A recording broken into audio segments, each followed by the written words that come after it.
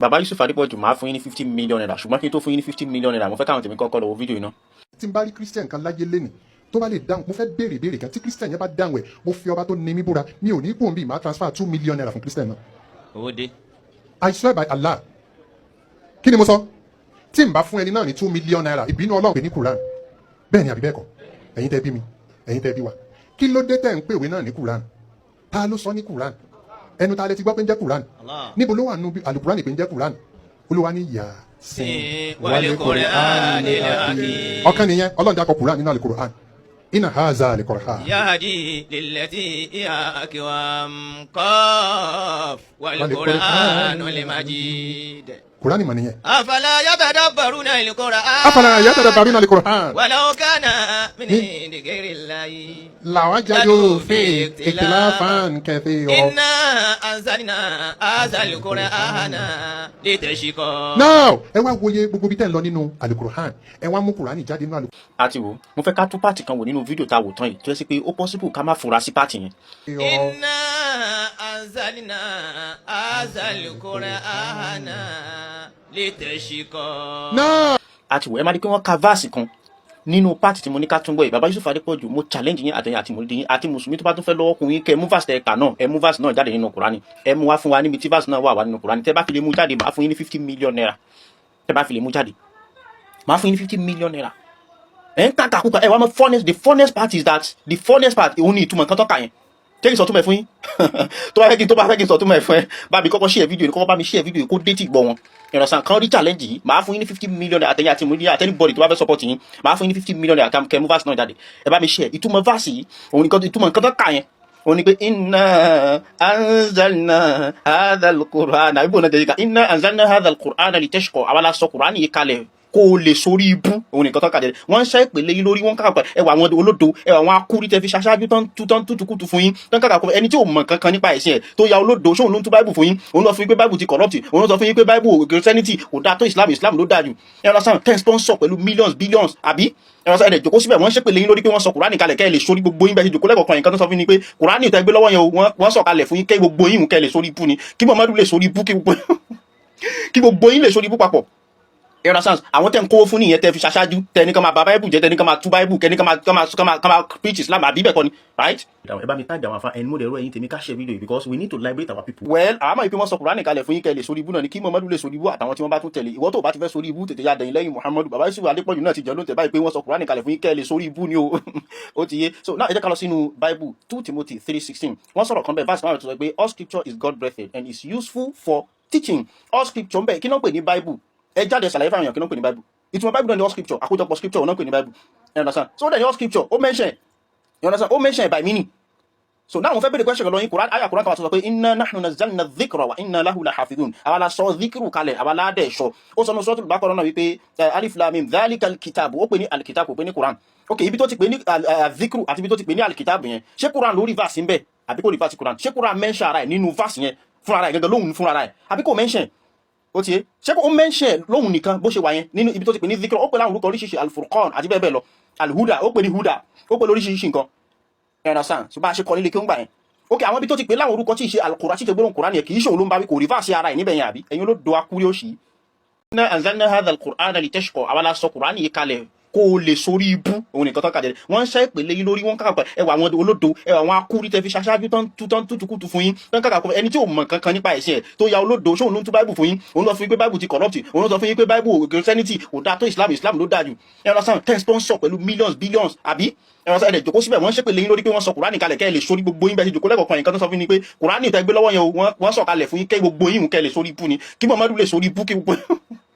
kí gbogbo yín lè sórí ibú papọ̀. kò lè jọ wá lójú nígbà tí kèfèrí bá ń sọ̀rọ̀ ẹ rí wípé ohun tí arákùnrin ohun tó sọ nínú fídíò yìí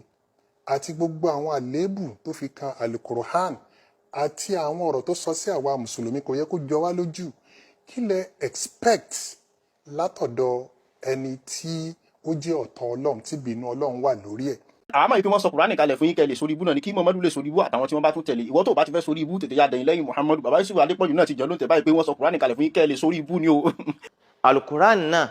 kò sí àṣìṣe kankan nínú rẹ̀. Ọlọ́run ọba Allah ò lè ṣe àṣìṣe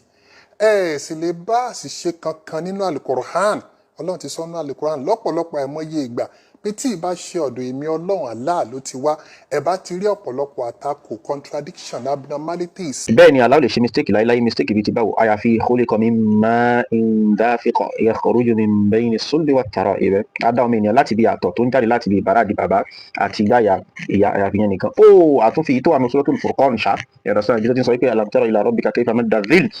ولو شاء لجعله ساكنا ثم جعلنا الشمس عليه دليلا orí bí Olúwa lè ṣe shade ni shade which is òjìji tó máa ń tẹ̀lé wa kiri orí bí Olúwa lè ṣe shade wa rojọ́ díẹ̀ lọ síwájú wa ní ثم جعلنا الشمس عليه دليلا lẹ́yìn náà wá ṣe oòrùn ní evidence òjìji oh my goodness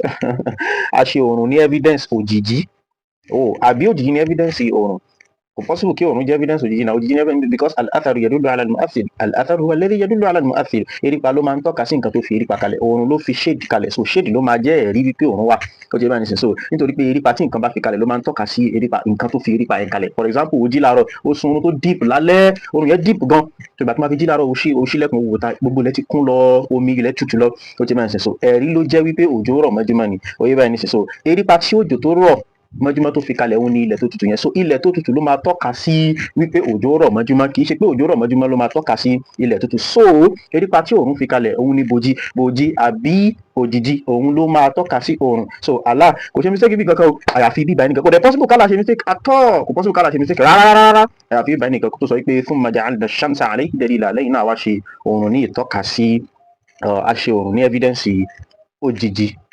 ẹ̀yin tèmi má jẹ́ ká gbàgbé ká like video yìí ká share ká comment nínú comment wa máa rí àwọn àǹfààní bẹ́ẹ̀ mo tún máa kẹ́kọ̀ọ́ mẹ́kọ̀ọ́ even ó máa ràn mí lọ́wọ́ gan láti tún fi prepare ara mi mọ́ nínú video mi tí mo bá tó fẹ́ drop you understand so a ní láti pàwọ́ pọ̀ jọ ṣiṣẹ́ yìí ni o ẹ like ẹ share ẹ comment at least ẹ tẹ̀ wá like ẹ ṣe. so nǹkan tó yẹ ká là sọ ni wípé alam tara ila rabbika kayfa madda dhil walau sha'a laja'alahu sakina thumma ja'alnahu dalilan 'ala ash-shams kì í ṣe thumma ja'alna ash-shamsa 'alayhi dalila tó bá dijọ́ mi ká là má sọ̀rọ̀ báyẹn mẹ́ bá wa sọ fún you understand. pẹ̀lú ògo ti Ọlọ́run ọmọ ẹ̀dẹ́ ènìyàn ló máa ń ṣàṣìṣe. Anyway baba Yusuf Adepoju fẹ́ máa ṣe bí ẹni pé gáà yẹn nìkan ló dá mistake yẹn ṣe kò ń ṣàwọn ẹ̀rọ sàn meanwhile wọ́n dẹ̀ jọ ń kà ibi tí manipulation yẹn ti bẹ̀rẹ̀ nìyẹn. inna haza al-Qur'an. You understand ṣe pé èmi mọ̀ nínú mo ti mọ àwọn fídíò wọn oríṣiríṣi mo ti mọ orí èèyàn tán jẹ́ you understand so manipulation ló ń pè ẹ fẹ́ ṣe bí ẹni pé even àwọn èèyàn wọn kan náà ní comment section mo rí pé wọ́n fẹ́ máa divert àṣìṣe yẹn sórí gáà yẹn nìkan meanwhile wọ́n jọ ń kà ní bí ohun gáà yẹn ló kàn láwùjọ Malam Yusuf náà ń kà lábẹ́lẹ̀ in fact wọ́n jọ parí ẹ̀ ní wípé lè tẹ́ kó lè sórí ibú. now you understand so wọ́n jọ parí ẹ̀ ní tó túmọ̀ sí pé wọ́n jọ ń kà ní àkọ́sórí nǹkan tó ti jọ há sórí cramming ni nǹkan tó ti jọ há sórí nígbà tó ń bọ̀ wá sórí ètò ni wọ́n jọ kà ẹ máa rí pé wọ́n dẹ̀ farabalẹ̀ ká ni irọ́ lásán ni pé mistake kì í ṣe mistake n tó ṣẹlẹ̀ yẹn was out of ignorance kì í ṣe pé normal mistake tíyàn máa ṣe you understand so ó dàbí kíyàn fẹ́ lọ ṣe exam kó wá kó bí 5 minutes kó ṣe máa wá kàwé kó wá kọ rubbish sínú paper kó wá sọ wípé o ṣe mistake ni no o ṣe mistake o serious ni aláìmọ̀kan dẹ̀ ni ẹ́ ó ti bẹ́ẹ̀ nísìn so ẹ fi confidence lẹ́ fi kà ẹ rush rárá inna anzalna èyí bẹ́ẹ̀ ṣe ń kà nìyẹn. inna anzalna hazal qur'ana litashqa. now tí mo fẹ́ mímí kì í tí mo rí pé yẹn ti gùn jù ẹ farabalẹ̀ fà á ni kẹ́ ẹ fi kà á délẹ̀ so ẹ rush òdo ni end point mi gangan náà nìyẹn mo fẹ́ kí gbogbo aráyé rí i pé olódo ni you're coming out if you fẹ́ ta christianity ẹ fẹ́ máa promote Islam kì í ṣe out of knowledge out of ignorance ni like kì í ṣe out of knowledge I mean out of nǹkan mi ni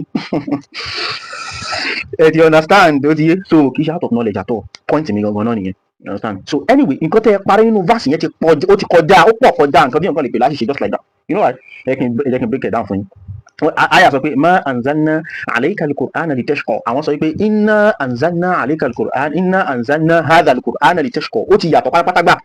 inna anzalna ó yàtọ̀ sí ma anzalna ṣe rí inna anzalna affirmative ni nígbà tẹ́ nǹkan kan nípa ni tó ó dàbí ìyàtọ̀ tó wà láàrin inna anzalna táwọn kà àti tó wà ní Qur'an pé ma anzalna ó dàbí sánmà àti ilẹ̀ ni word and opposite ni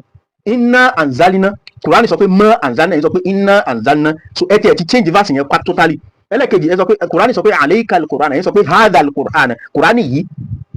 ẹ̀rọ sáà Kùránì gangan dẹ̀ sọ pé lórí rẹ aṣọ Kùránì kalẹ̀ fún ẹ kò sí hadha al-Qur'an kò sí hadha al-Qur'an níbi fásitì ẹnu Kùránì alayka al-Qur'an ló wà mẹ́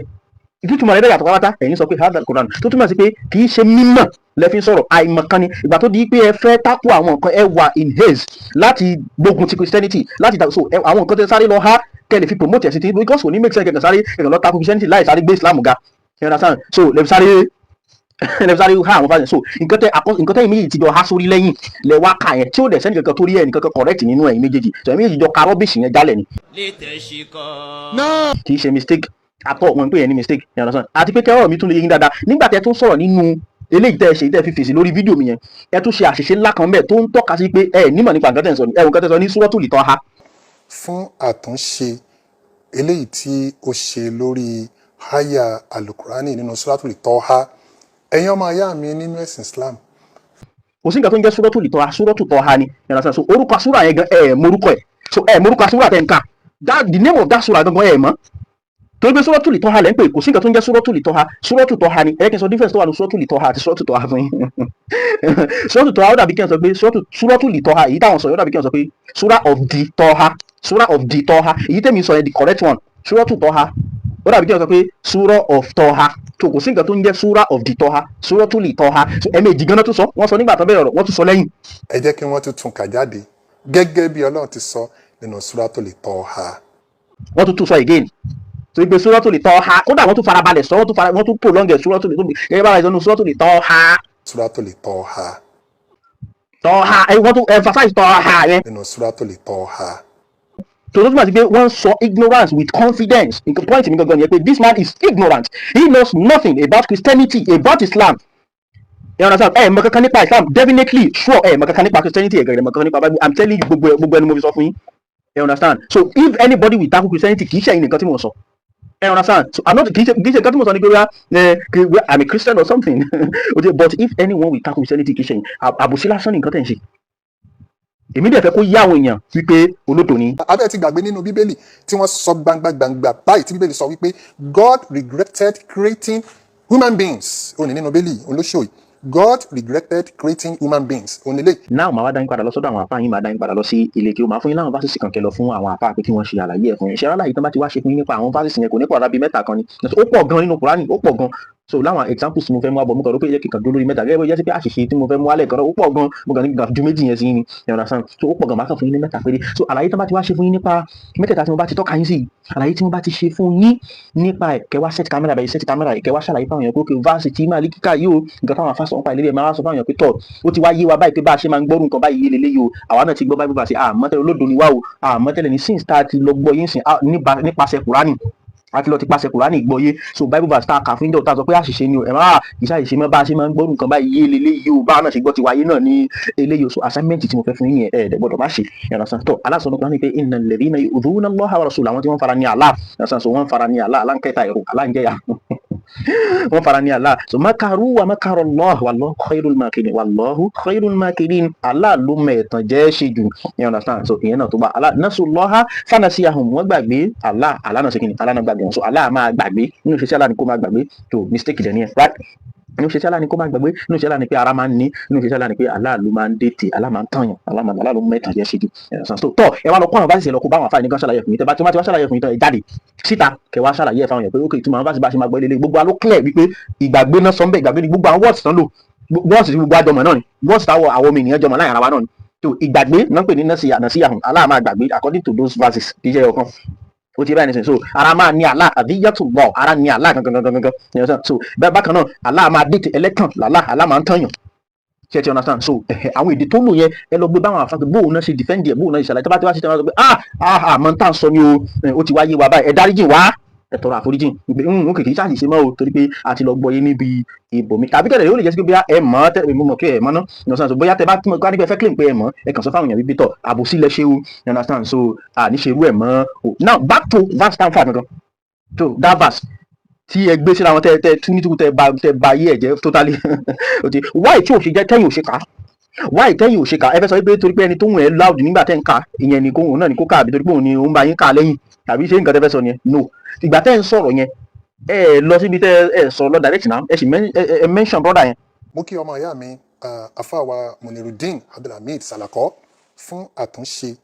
eléyìí tí ó ṣe lórí háyà alukurani nínú suratul Taha ẹ̀yin ọmọ ìyá mi nínú ẹ̀sìn Islam kò lè jọ wá lójú nígbà tí kèfèrí bá ń sọ̀rọ̀ ẹ rí wípé ohun tí arákùnrin ohun tó sọ nínú fídíò yìí àti gbogbo àwọn àléébù tó fi kan alukurohan àti àwọn ọ̀rọ̀ tó sọ sí àwa mùsùlùmí kò yẹ kó jọ wá lójú kí lẹ expect látọ̀dọ̀ ẹni tí ó jẹ́ ọ̀tọ̀ Ọlọ́run tí bínú Ọlọ́run wà lórí ẹ̀. gbàtẹ́yìn fẹ́ bẹ̀rẹ̀ ọ̀rọ̀ tí ẹ padà sọ́yọ̀ ọ̀rọ̀ wọn díẹ̀ kó tó di bí ẹ tẹ̀síwájú láti bẹ̀rẹ̀ máa mú àwọn bible verses wá ẹ ti rí another manipulation yẹn o láti fi tọ́nà ọ̀rọ̀ nǹkan tí mo dẹ̀ sọ gbogbo nínú defense tí mo ṣe fún bible verse yẹn ẹ sọ̀rọ̀ nípa ẹ̀ náà tó túmọ̀ sí pé mo right if the bible really mention itself ẹ rà sáà so ẹ mọ̀ pé ẹ sọ̀rọ̀ nípa yẹn náà ìyẹn lẹ́gbẹ̀ẹ́ kan so why tẹ́yìn ò ṣe ka verse yẹn fúnra yín ní lárúbáwá verse tọkùnrin ẹ àtúnṣe tọkùnrin yẹn ṣe yẹn kẹ́yìn náà ṣe ká kódà ìgbà tẹ́ ẹ fẹ́ sọ̀rọ̀ ní lọ síbi verse yẹn again pé ká tútú verse yẹn gbọ́ ọ̀rọ̀ ọkùnrin yẹn lẹ play again. ẹ jẹ́ kí wọ́n tún kà jáde gẹ́gẹ́ bí Ọlọ́run ti sọ nínú Suratul Taha. ẹ sọ̀rọ̀ pé ọ̀dẹ̀ làwọn ní gbogbo yẹn ló lè gọ̀ kí ṣé gbogbo yẹn ló lè ya òpònú ẹ ọ̀rọ̀ sáà so ìgbà tẹ́ fẹ́ mẹ́nu bàbá ìgbà tẹ́ fẹ́ jàjà mẹ́nu padà lọ síbi verse yẹn ẹ tún play ni bẹ́ẹ̀ tí ẹ kàn kán tó jẹ́ ẹ tí ẹ mẹ́nu kẹ́ ẹ tí ẹ gbìyànjú kẹ́ ẹ tí ẹ ká ó túmọ̀ sí pé mọ́ ni nǹkan tí mo sọ nìyẹn pé gbogbo nǹkan tẹ̀ ń ṣe out of ignorance ni kì í ṣe pé mistake kankan anything tẹ́ bá jálù lé ní ignorance ni nítorí pé orúkọ súrà yẹn gan mo orúkọ súrà báwo lẹ fẹ́ mọ̀ nǹkan tó wà nù súrà. Aya alukurani nínú Suratul Taha ẹ jẹ́ kí wọ́n tún kà jáde gẹ́gẹ́ bí Ọlọ́run ti sọ nínú Suratul Taha. ó ti yé so ẹ lè ká tó bá wá dá yín lójú wípé tọ̀ mo kàn ń jánu ni mo kàn ṣe kíní kan ni o tó bá ṣúọ̀ fún yín ẹ jáde kẹ tó sẹ́ẹ̀tì kámẹ́rà báyìí kẹ ẹ wá dá verse yẹn kà fúnra yín ẹ má wá dàgbà torí pé ẹ ti lè practice ẹ̀ fún bí ọjọ́ mẹ́ta àbí látàrọ̀ dalẹ́ kẹ máa practice ẹ̀ kẹ máa làágùn kó ti padà wá dán lẹ́nu yín àbí kó ti padà wá yé yín ẹ ọ̀nà tán so ẹ ka bí verse mẹ́ta tẹ̀lé ìgbà tí wọ́n máa fi ka bí verse mẹ́ta tẹ̀lé verse yẹn yẹlé yẹn ẹ ka verse yẹn kẹ wá ka bí verse mẹ́ta ìgbà tí wọ́n máa fi ka verse mẹ́ta tẹ̀lé so àṣírí yín máa tú afẹ́fẹ́ máa fẹ́ a máa rí fòrò adìyẹ ẹ ọ̀nà tán so point mi gbogbo nǹkan tí mo ṣe ní ibi alákọ̀ọ́kọ́ àtìlẹ́yìn ni pé láti fi hàn aráyé wípé gbogbo nǹkan yòówù tẹ́ bá wù kẹ́ ẹ sọ kò ṣàṣìṣe kankan àìmọ̀ kan ni ẹ nímọ̀ nípa Islam ẹ nímọ̀ nípa Christianity and if anybody will tackle Christianity kì í ṣe Islam kì í ṣe mùsùlùmí like kì í tún wáṣẹ̀ yín bàbá Yusuf Adépọ̀jù kì í tún wáṣẹ̀ yín. ẹ jẹ́ kí wọ́n tún kà jáde gẹ́gẹ́ bí Ọlọ́run ti sọ nínú Suratul Taha. ẹ kéré ẹ wẹ ẹ bìlò gan ẹ rẹ nínú ìmọ̀ nínú intelligence nínú everything you know nothing about both Islam and Christianity ṣe understand so nǹkan tí màá tẹ̀ máa pe bó jẹ́ ṣe wáyé màá mú yín sọ́wọ́ ẹ understand so a ṣẹ̀ṣẹ̀ bẹ̀rẹ̀ ni so ẹni tó bá fẹ́ part 2 kó bá mi share video because part 2 ń bọ̀ máa ṣe part 2 wọ́n sì mú àwọn bible verses wá màá wá defend àwọn bible verses fún yín kẹ́ ẹ bá wá sure ẹ sọ pé defend ṣe àgbẹ̀ mo defend aláwọ̀ kọ́yìn ẹ sọ̀rọ̀ nípa ẹ̀ mọ́ so màá tún wá defend àwọn bible verses ẹ sọ yẹn ẹ̀rọ tẹ́ tún mú wá yẹn màá defend wọn lẹ́yọ kọ̀ọ̀kan màá sọ tẹ́ bá tó bẹ́ẹ̀ tẹ́ mọ̀ wípé yes ẹ dájú tó ẹ wá counter àwọn defense tí bá ṣe fún wọn.